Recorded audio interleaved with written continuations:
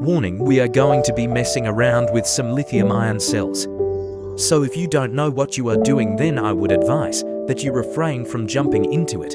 First, learn a thing or two about them, because these kinds of batteries can be quite dangerous if you mishandle them. Well, these have a tendency to spontaneously explode if charged over their capacity, or they are badly damaged. I have experienced them myself, but not too many.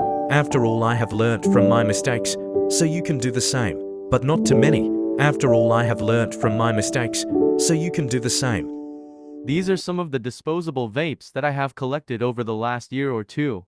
I will be opening this to extract the batteries, but I won't be showing how I open all of them because it's too boring and time consuming.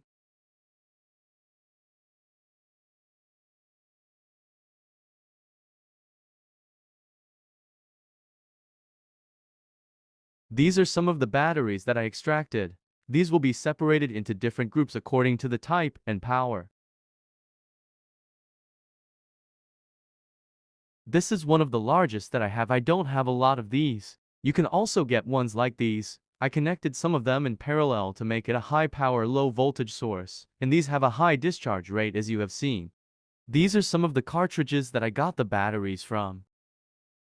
I turned one of these into a flashlight.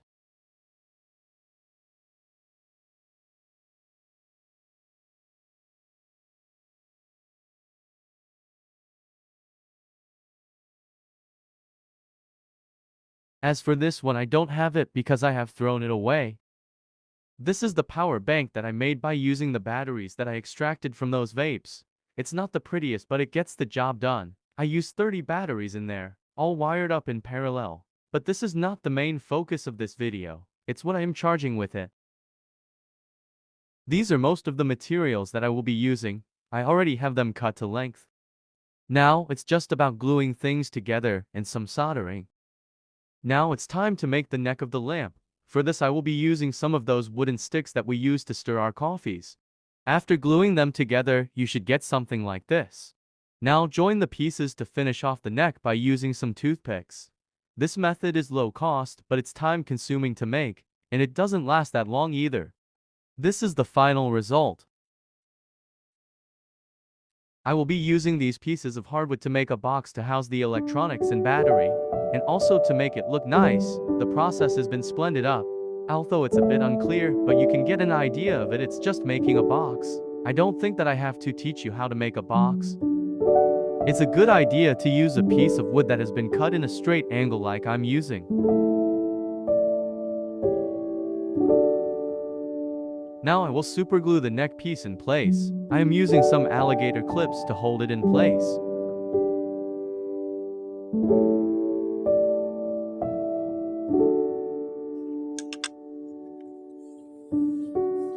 Now I will add the electronics. I'll start with the batteries. Next to the battery protection and charging circuit board. If you are wondering where I got this from, I got it from a rechargeable vape that I found. Next I'll mark the place where I need to put the switch, then cut it. But first I'll push the wires out though the openings, so that I can solder them to the LEDs. I will also finish all of the wiring with it. This is how it looks after all of the wiring. Now it's time to seal the box completely by using some super glue. It's not the best way to do it, because if I need to change any parts in the future, I will basically have to cut it open. The best way to do it would have been to screw it in place. But I did not have the means to do it when I first made it, so I went with the available option. I am also using super glue as a finish. This is the piece that will be holding it in place when using it. This is another one that I made using the same techniques. I'll call it version 2.0. The only difference is that I replaced the neck with one of those microphones that are on a headphone. Because not only that it allows me to bend the neck and also allows me to rotate the whole piece. Note that there is a problem in this design, but I will address that later. I won't tell you what it is. Can you guess what it is?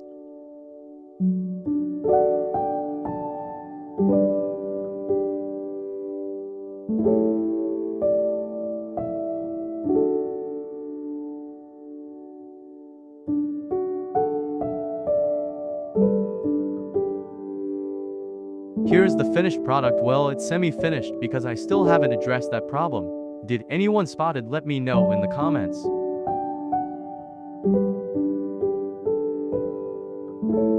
Here is version 1 and version 2. I really like how both of these turned out.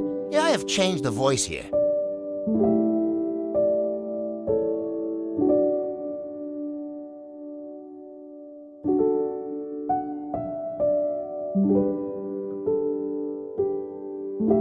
And this is version 3.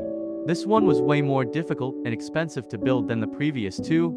The previous two would have lasted for 4 to 5 hours, but this one can last for 8 to 9 hours. This is a rough estimate because I haven't tested it yet.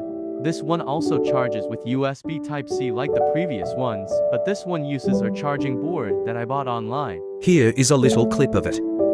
It's made in China, by the way, if it makes a difference to you. It doesn't make a difference for me as long as it's a decent product. I primarily chose this one because of its compact design.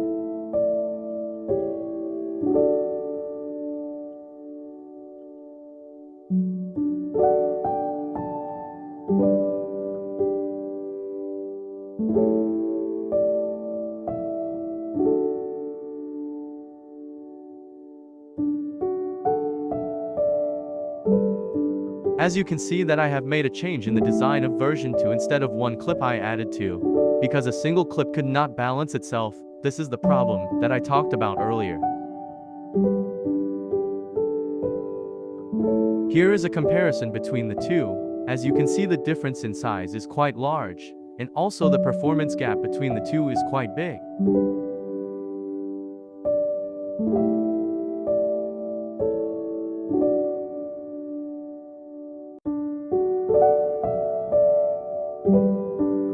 If you haven't guessed it already, it's a book lamp. You are supposed to use it for reading at night, when you don't want to use the main light, but you can also use it as a normal lamp because it's plenty bright. Here is a demonstration of the two. You can bend it in different directions as I am showing here. The warm light is probably better if you're going to use it before going to bed, but it's up to your personal preferences. Some people might prefer to use this cloudy white light. For me, it doesn't really make a difference.